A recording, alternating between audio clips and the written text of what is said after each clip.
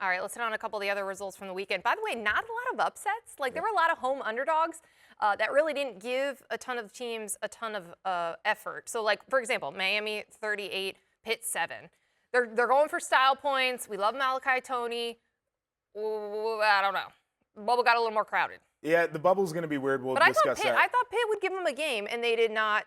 They did not do that. You know who I also thought was going to give a game? I thought Tennessee. Yeah. Vandy, 45, Tennessee 24. Diego Pavia. I mean, I saw people talking about, like, he should be in the College Football Hall of Fame for what he's done at Vanderbilt. Let's pump the brakes here. What he's done has been fantastic. I will not take that away from him and how he has reworked the mentality of that team. And I think that was probably the difference, honestly, for Tennessee and Vanderbilt is, like, I think Vandy was going into that game saying, like, I'm leaving here with something.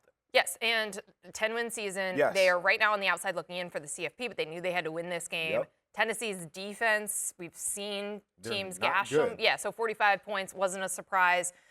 Couple other interesting results. So LSU did keep it tight against Oklahoma for a long time. It was kind of an ugly game, actually. Feels like that's how Oklahoma is going to have to play games, though. know. Their offense has literally become, can we get the ball out on the edge and see if a guy can take it 70 yards? And like completely busted coverage, Yes. right? And so there you go, wide open touchdown. Dudes just missed tackles or whatever it is. Like, I just need to get it to a playmaker and see if he can have an explosive. And the defense is good enough to get it done a lot of these times, right? But so that as we'll talk about, like, you look Yeah. at them as a playoff team, like, how do you evaluate their chances? Right. I do think Brent Venables deserves a ton of credit because we came into the season talking about, hey, they may not win more games, but they're going to show improvement. He's on the hot seat. Yeah.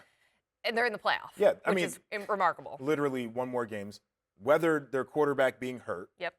their offensive line He took is over the in shambles, defensive play calling. which he needed to Which do, he needed and it to paid do. off for him. So, yes, he did a hell of a job. Like, that was a great coaching job. Deserves a ton of credit for it. All right, let's talk about the most interesting result of the weekend. It happened Friday night. Texas 27, Texas A&M 17. First loss of the season for the Aggies. They finish the regular season without a win over a team that finished in the top half of the SEC standings. They also miss out on Atlanta in the SEC championship game, which honestly, I think they're probably fine with. Yeah, they'll be in. You're going to play the they're in same amount of bracket. games Yeah. anyway because you're going to play a first-round game in College Station, most likely. But this was the result. You and I both picked it on this pod. You picked it because of chaos. Yes. I picked it because I'm not sure I trust A&M. Yep. Bad Marcel Reed showed up late in that game when they were trying to come back in this game. And now you have a very interesting 9-3 team. We'll get to the CFP scenarios in a second. But Arch had some big moments in the second half. It was just a really interesting result for what it means for Texas and for Texas A&M. So A&M, as you've mentioned, struggled to trust them. And it's this idea of variance. I keep saying that word when we talk about this team. I've stolen it. It's in all my articles as well. Yeah, they're a high-variance football team. You have no idea what to expect, even on a half-to-half basis with them now, which is insane. They gave up 24 points and 285 yards in the second half of that game after limiting Texas to 3 points and 112 yards in the first half. That is a completely different team that you saw. Marcel Reed was bad.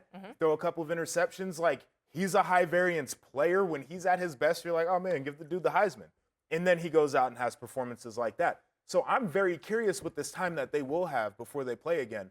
How the hell do you adjust? Because you can't be up and down like that when you get into the postseason because you'll just go home. It was part of the reason that, like, I was never sure how I would pick them, like, once we get a bracket, because I will not be able to forget the first half against South Carolina. I'll also remember the second half against South Carolina. That's the floor, that's the ceiling, and you don't know what's going to happen. And Marcel Reed threw such bad picks, tried to throw more against South Carolina. I was not shocked that he did it in a big moment against Texas.